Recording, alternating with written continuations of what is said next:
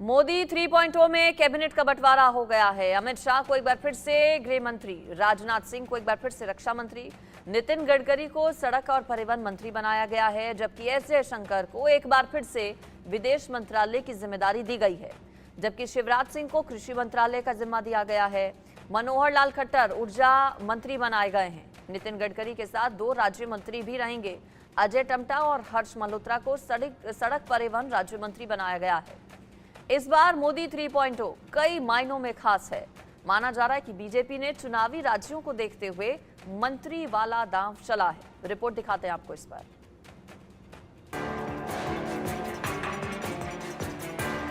दो 2047 का विजन, विश्व गुरु का शुरू मिशन।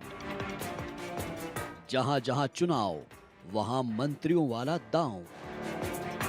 चिराग मांझी को कैबिनेट, दलित वोट होगा सेट। विकसित भारत की शपथ, मोदी का अग्निपथ।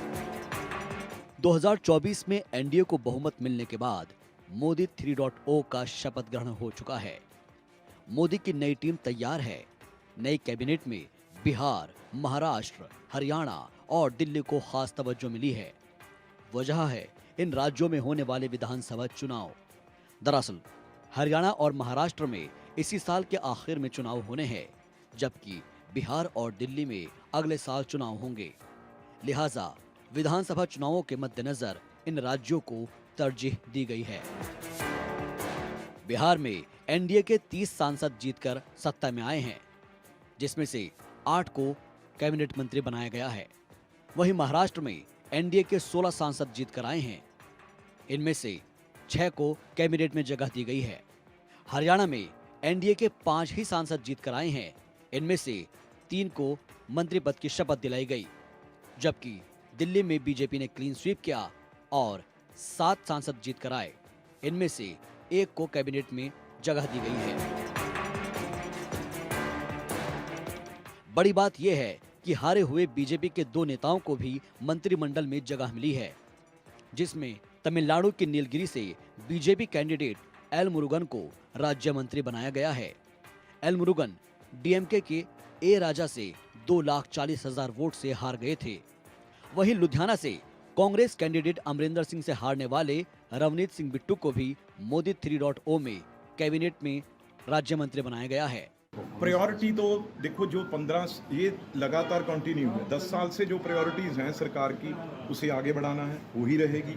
और दूसरी, जो पंजाब में आप मसले जानते हैं, मैं हर जगह ये बोलता रहा हूँ भी ब्रिज बनने का काम मैं करूँगा और पंजाब का कोई भी मसला वो हल करूँगा।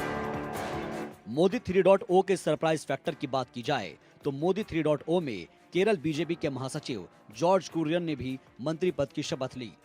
गौर करने वाली बात यह है कि जॉर्ज कुरियन ना तो 2024 में लोकसभा का चुनाव जीत कर आए हैं और ना ही राज्यसभा के सदस्य हैं। बावजूद इसके जॉर्ज कुरियन को कैबिनेट में शामिल किया गया है।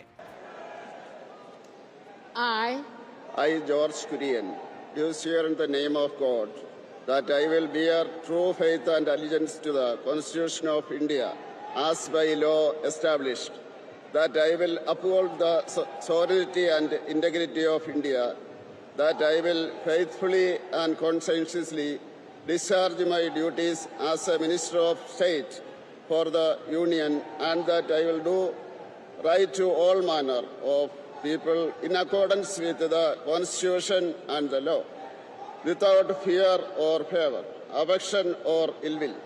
I, George Kurian, do swear in the name of God that I will not directly or indirectly communicate or reveal to any person or persons any matter which shall be brought under my consideration or shall become known to me as a Minister of State for the Union, except as may be required for the due discharge of my duties as such Minister of State.